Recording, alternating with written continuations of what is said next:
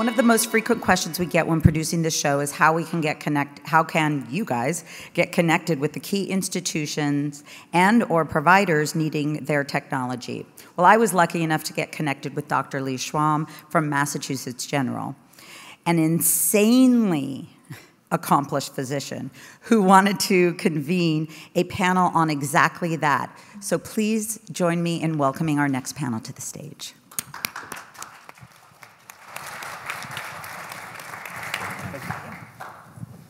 Well, great. Thank you so much, Jill. And it's really great to be here. I mean, this is an incredible conference. It's actually, I think, a wonderful opportunity to have a digital health summit inside a technology conference like this, because it in some ways is the perfect setup for this panel discussion. And I think before we begin and have each person introduce themselves a little bit, the topic for today is how can we be most successful innovating inside healthcare? I think to really think about that and understand it, we have to remember really just what we've heard in the last few presentations. We have large employers trying to solve the problem of healthcare inaccessibility and high cost. We have caring physicians who want to do the right thing and want to understand what the data means. We have reams and reams, as was applied by Katie Couric, of data. Ream applies to paper, right? Big stacks of paper, right? So even our words don't quite do justice to this. How do we distill that data into actionable information? I would argue there are a lot of conversations happening at CES. I doubt there would be value in recording every single one, right? We can generate 10 billion bits of data from this meeting. How much of it will be of value? So how do we take this sort of spirit of innovation, this disruptive, fast, value-based approach from the tech world, and marry that to the more evidence-driven, personalized experience and trust-related experience of patients seeking healthcare? And how do we do it inside this incredibly complex system? I was thinking about this morning. You know, cars have engines, and then they have a chassis and wheels, and you need a transmission to convert the energy from the engine and make the car actually go somewhere. So the question is, where should the transmission live?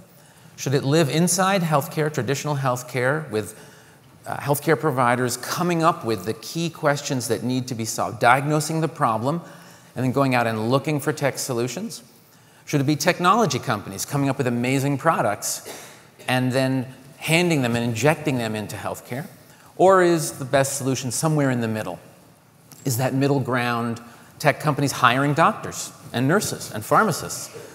Well, sometimes you transform the culture that you're surrounded by. So maybe that doesn't fully work. Is it the opposite? Is it healthcare companies buying up technology people and bringing them inside? So we have a couple of different panelists today, and each of them is going to introduce themselves and talk to you a little bit about their perspective on this issue. We'll do a quick, maybe few minutes from each one, and then we'll do some dynamic question and answer. But we have engineers, we have physicians in healthcare, we have physicians who've moved into industry, and both back and forth. So I think it's going to be a really interesting and exciting conversation. So Nitin, why don't you tell us just a little bit about yourself and where you are in this space? Oh, great. Nitin Gujral, I'm the Director of Engineering and R&D at Boston Children's Innovation and Digital Health Accelerator. Also engaged with the hospitals developing the strategy and implementation of the digital health strategy. And so what we do is, as part of our innovation accelerator team, is to the ability to kind of wrap around and foster the innovator and work with external startups to be able to kind of deliver the value. So you're really hired from industry, essentially, maybe not industry, but hired from the technology world, engineer by training, running a technology shop inside an AMC, an academic medical center. Yeah, and we also kind of wrap it around with both. We have technologists, business analysts, clinical innovators, and so we were able to kind of wrap around the entire team in terms of what we need to kind of bring it to startup. Great, terrific. Aaron, you have a sort of different role, really, and you've really been kind of at the interface of taking value and ideas and problems that you have created solutions for inside a really large healthcare system, and then turning those outside to offer them as services to others. Tell us a little bit about that. Yeah, so I've got several parts to what my team does. I've been at Providence. Providence is a $25 billion health system based in Seattle. Prior to Providence, I actually worked at Amazon for about 9 years, and prior to that, I was a startup of a couple of tech companies. And my team has got 3 parts to it. Marketing, for a health system, a very large software engineering team. So we've got about 100 people who come from places like Amazon and Microsoft, based in Seattle, writing code. And then Providence Ventures also reports to me. We have a $300 million venture fund with 17 portfolio companies that we've invested in so far. And basically what we do is we work with the entire organization, our clinical leadership operations, and we surface what we call needle movers. So these are big opportunities where we think digital will matter in the solution space. And we take it through a very kind of diligent process of first check if we already own the solution. Believe it or not, that's a problem when I got there, which is, a lot of people buying more stuff and they didn't even kind of check, the catalog and the cupboard, right? And then the second, if we don't have it, then we'll actually go and look for it using Providence Ventures. And so we go look for what we call best of breed. And if we don't have it, can't find it, then we'll actually build it and we'll create a company out of it. Great. And Pippa, we heard a little bit about your story before, but maybe give us just a few minutes about that from this lens of, could you have imagined being a physician and having somebody come to you with here's a yellow toolbox, just drop this in the patient's home and it'll monitor everything for you? Like, why was it important, or was it important for you to have started this journey from the inside as a doctor? It would have been better for you if someone had just brought you this stuff. I don't know that it would have been better or worse. I think it made me a little stuck. So starting the journey from inside the health system means starting from a place where often the first answer to any question is no, and all the reasons why you can't do something. And so it's really important for systems to either try to create opportunities like Providence does, or to really try to foster that innovation from within. It's difficult to work from within. And so I loved practicing in that environment, but to now be in the startup world where the answer to every question is yes, let's figure it out, let's do the best thing for the patient, is revolutionary. And I wish the other side would learn faster how to do that, how to iterate faster. And that's the struggle to me. So first question to the panel then.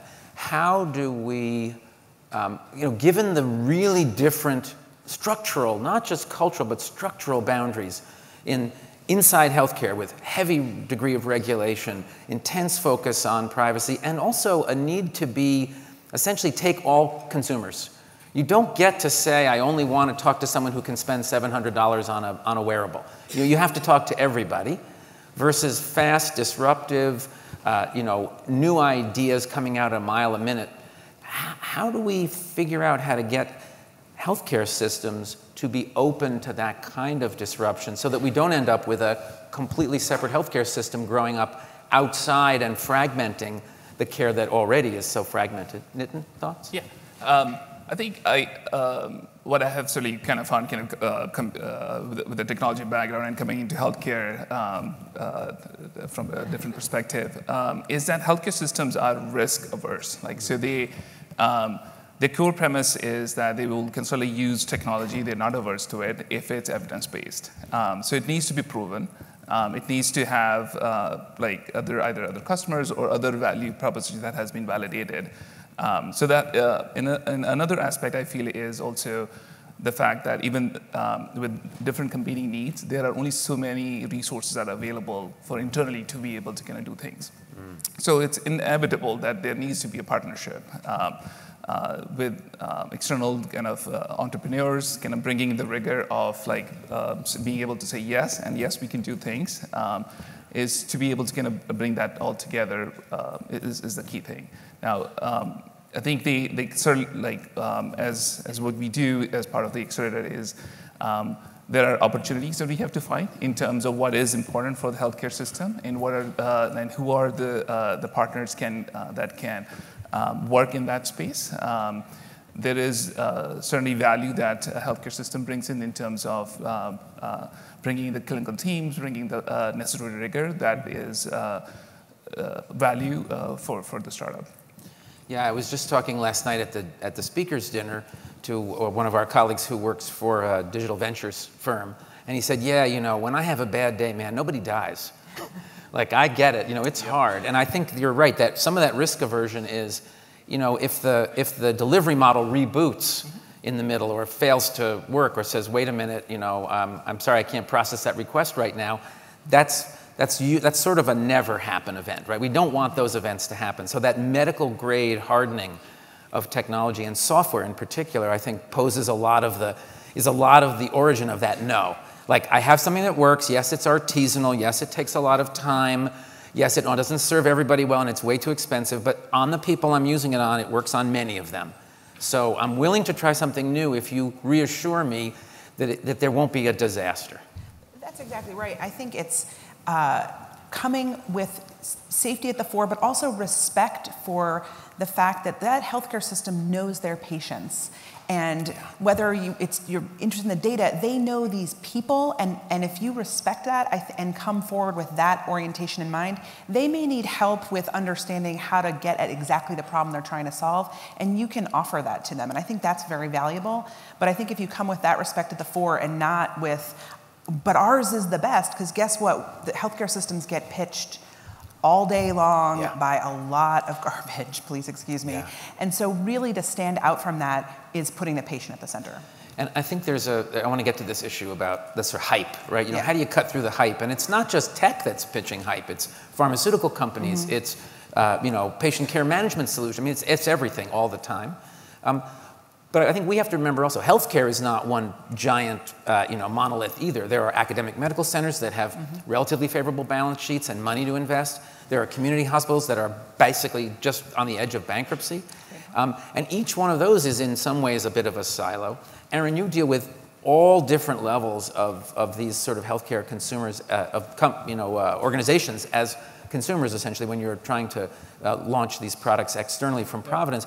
What's your sense around this sort of appetite for innovation and barriers to innovation as they vary across the different sectors of healthcare? Yeah, I think there's a misconception about what the really hard thing is about technology and healthcare, and it's the scaling. It's not the innovation. Yeah. So like when I first came to Providence, we were very innovative. Like we had thousands of pilots going on. Like if you had some budget, you can go and engage with a startup and get them, you know, their hopes and dreams and aspirations. Yeah.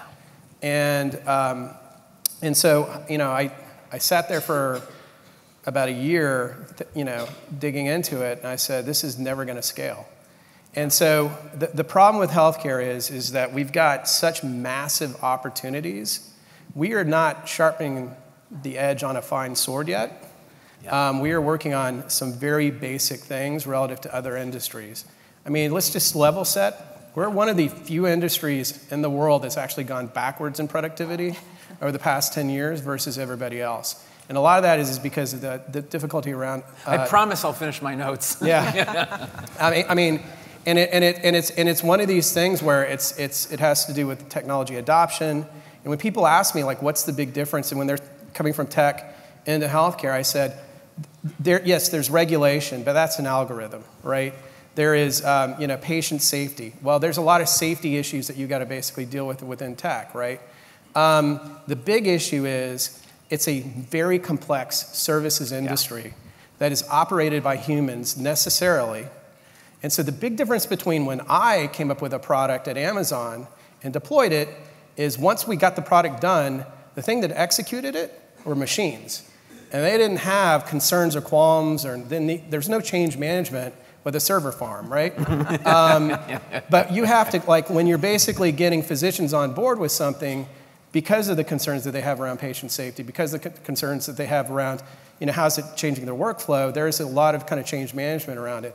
So I think the two things that I would say are, and this sounds weird coming from the innovation guy, is having a stacked ranked prioritization list of what is going to truly matter economically or clinically to the organization is step one. And also, getting rid of what I call kind of urban myth busting. I can't tell you how many times somebody would say, man, if we just solved this one problem, it's worth $30 million to the organization. And we dig into it, not so much. Yeah. Or that's not a real issue, it's not really causing any operational or clinical harm, and we come in and we find out it was massive. And so you got to basically do some of that myth busting, and then you got to get the organization focused on, we can only do these 10 things competently as an organization for the next year, or these 5 things. And again, it sounds weird coming from the innovation guy. It's really about prioritization, and that's fair for the organization, and it's fair for the startups.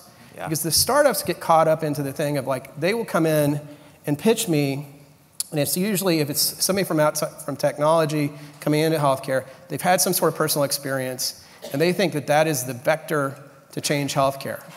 And it's not, you know, and in one of the conversations I had with them is I said, look, this isn't going to make our top 10 list, and we're in good enough shape to be able to tell you that, right? And so you're not going to waste a lot of cycles trying to get us engaged on this issue, because we know how big or small it is.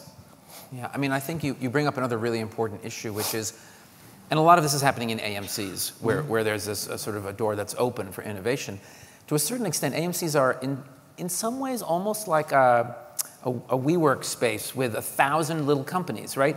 Yep. If I have a new watch band that can measure blood pressure, I can literally walk into Dr. Schwab's office and say, hey, we want to do this pilot. We'll give you 100 of these. Can you put them on your patients? We'll work together.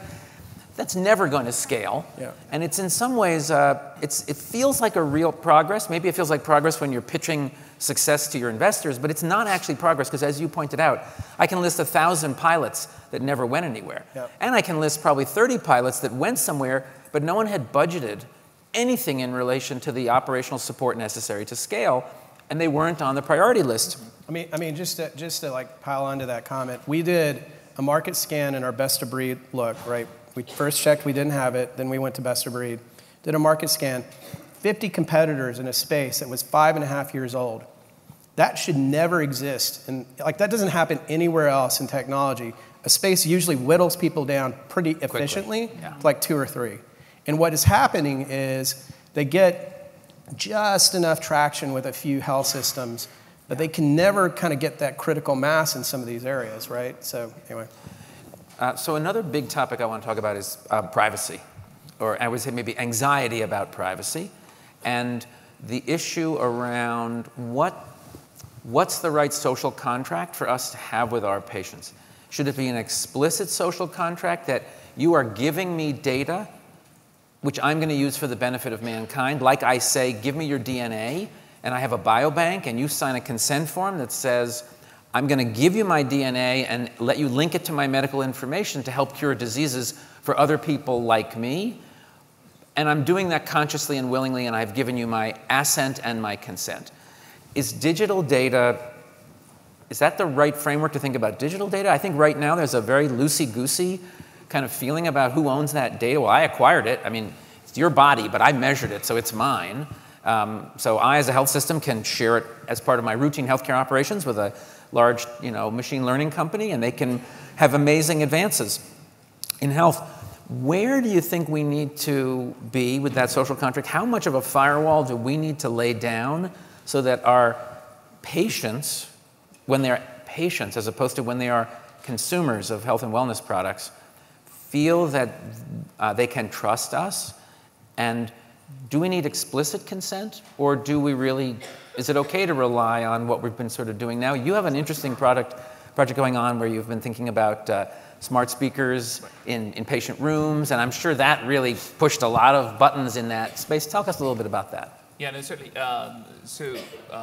In the space of digital assistants, we started our journey across and wanted to look at across the patient, even at the patient journey, like where we can actually deploy these. And so we started like around 4 or 5 years ago, initially just on our own, but now we're working with a lot of other partners in this space. So specifically to kind of answer your question around privacy, that is definitely, I think, a challenge we struggle with for sure. In terms of kind of the patient and the patient data, like how we can kind of leverage that is something and in collaboration with, we had some collaborations with GE in terms of kind of using radiology scans to further kind of improve and detect rare diseases in pediatrics. So it's certainly a challenge we struggled with. But specifically in terms of some of the early, the new generation kind of digital health pilots, what we are gravitating towards is much more explicit consent. So explicitly, like ensuring the patient is aware of like how we are going to collect the data, how they're going to use this piece of technology, what it really means for them, and kind of making it as much as transparent as possible. And I think that's going to be very important because, especially around digital assistants, there's a lot of questions around privacy and are these assistants listening to us all the time? So it's really important.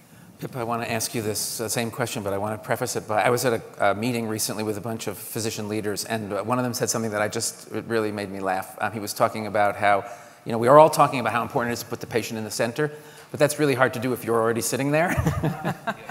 And so, we're in the middle, right? Patient's kind of on the periphery, waiting for that appointment, waiting to show up, waiting to give us their data. So you put the patient in the center, you built the medical home around them.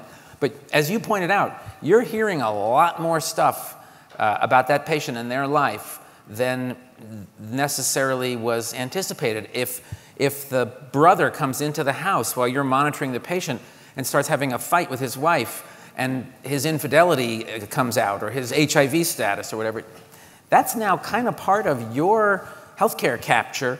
But really, those bystanders, they're just walking into a room that happens to be mic'd and wired and measured, right? So like what's fair game? Let's say, you had a smart speaker enabled smart home environment for the medical person. How do you put gates around what gets transcribed, what gets captured? What's fair game for me to understand the social determinants of your health and well-being, and what's not? I know this is really, I'm like kind of sweating here now. So I do want to agree. First of all, there is explicit consent, and I think that's really important.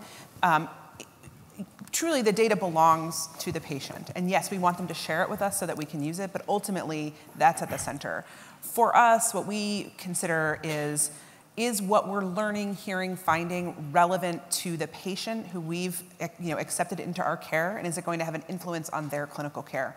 Obviously, if there's issues of safety that we are mandated to report, we will do that. But that's sort of the shell we build around it, we're going to record the things that are related to the patient.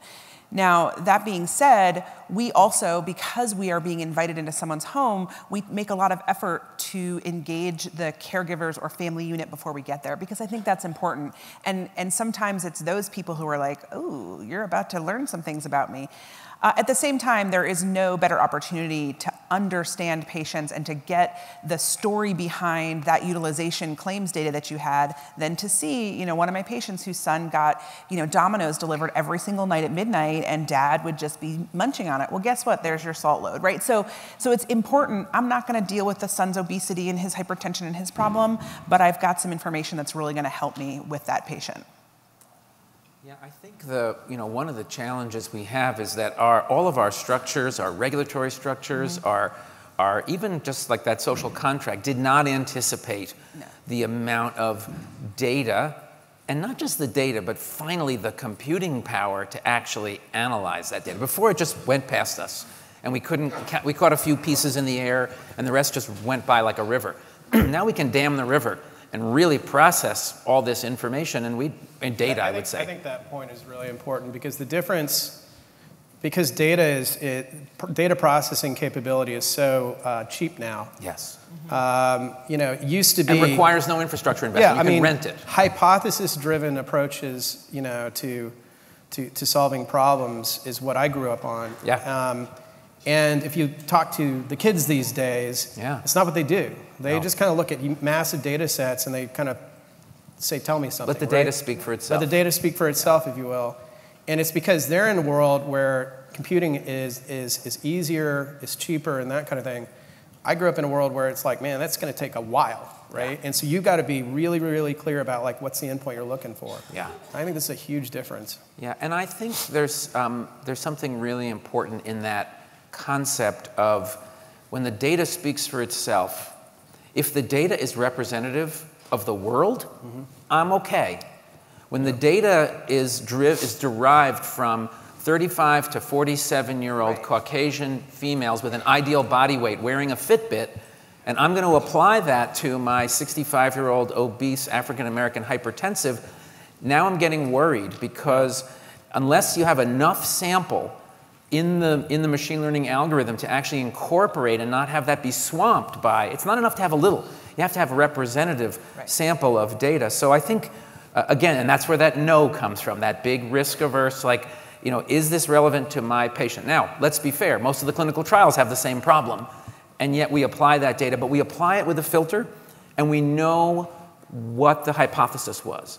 And so I think for medicine, it's a big leap to go to the black box, even though half of what we think is the actual biological mechanism and explanation is probably wrong. It's a very different mental approach to engaging with data and evidence. I think it's also interesting because there's a cultural difference between the big tech companies and healthcare. And big tech grows up in a world where you have to be very, very secretive because you compete with everybody everywhere all the time on anything. And everything is completely locked down. Healthcare is the opposite of that. And I have to tell you, coming from tech into healthcare, I feel liberated. For me to be on this panel, for me to be on this panel, it would have taken me 15 different conversations with legal, PR, whatever. I think I may have told somebody that I was going to be on this panel at Providence. And it's just a very different mindset. Yeah. And I think that's going to be an interesting transition culturally for the tech companies working with healthcare, because they just cannot be that kind of closed in terms of what they're up to, right? It's not possible. So we have 2 minutes left, so I'm going to just go around the horn here. Sorry? 4. Oh, we have 4 minutes. Oh, we got an extra minute back. Awesome. In that case, we have a few minutes left. Maybe just a few comments from each of you. If there's one, like you have all these people listening and the world is streaming this now. We know it's like playing really big in China. Everyone's watching. No one's listening to Trump. Millions of people No one's listening to watching. Trump about the Iranian crisis. Everyone's listening to this. Japan. Yeah. If you had a chance to influence the next step in this process, what would you say to tech about how to be smarter about engaging with healthcare? The one thing, I think Not the one thing, the 17th. No. There's been a lot of, I think there's been a lot of good tidbits here. The other piece that tech actually has to offer healthcare, which I think they can help change the conversation, is, it even came up on the stage, healthcare still believes that they're in a service economy. And in fact, we're in an experience economy. And when patients go to the doctor, they're not comparing it to their last doctor's visit, they're comparing it to their last Amazon shopping experience. Yeah. And so I think the technology companies can help inform that conversation and really point out the ways that healthcare is frankly poorly serving its patients and its customers, and how you can enhance that. Great point. Aaron? I think I already talked about transparency. That's what tech can learn from healthcare, or what they have to adopt in healthcare, I should say. I don't think they're going to adopt it elsewhere. And then the second thing I would say is, for healthcare, we have to get what I would call digital transaction ready. Right now, we as an industry are way behind other industries in terms of the consumer experience. And I think it's what you're talking about. And the first step is, do the basic things like have the ability to find your physicians online and have that information be accurate. Be able to book with them, be able to schedule same-day care, and bring them into an engagement platform that keeps that patient engaged with you as a consumer. And the other thing I'll tell you is, we now have about 12 more months to get that done. Because if we don't do it, it's going to be a very, we'll become price takers in terms of what volumes are being sent to us by big disruptors and tech companies. Because they are I'll just give you a kind of a balance of power here, right? Amazon has 100 million Prime subscribers in the United States with 3% churn, right? So Apple has Lord knows how many iPhones. Google owns the internet. So they're going to basically do things in healthcare that are going to shift demand around to different locations. And if you're not ready to accept that demand, you're going to be highly disadvantaged in the future. And then also you've got these disruptors coming after health systems for your most valuable patients, the commercially insured. And so if you don't get that right, you go out of business. This is not a small thing. Yeah, and again, I think maybe just kind of building on is that this is the opportunity between healthcare providers and big tech or other tech is to kind of be able to kind of partner. There's value on both ends, and certainly kind of coming from healthcare, there's a ton of expertise and know-how in terms of really how to kind of take care of patients and being able to kind of use that and tap into it. If you talk to any provider, they will be gladly and willing to kind of share that, so that they want to kind of make a difference not to their own patients, but to across the country and the globe. So tap into that opportunity, I think. So I think my tidbit would be to think about the narrative. In this country in particular, not so much in parts of the world like India and China, where there aren't enough physicians, and physicians are not often in the place in society that they are in the United States and Europe.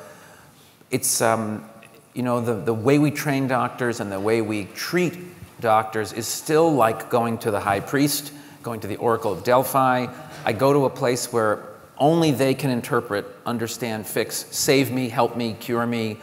And that is probably one of the last institutions that still has that degree of reverence associated with it.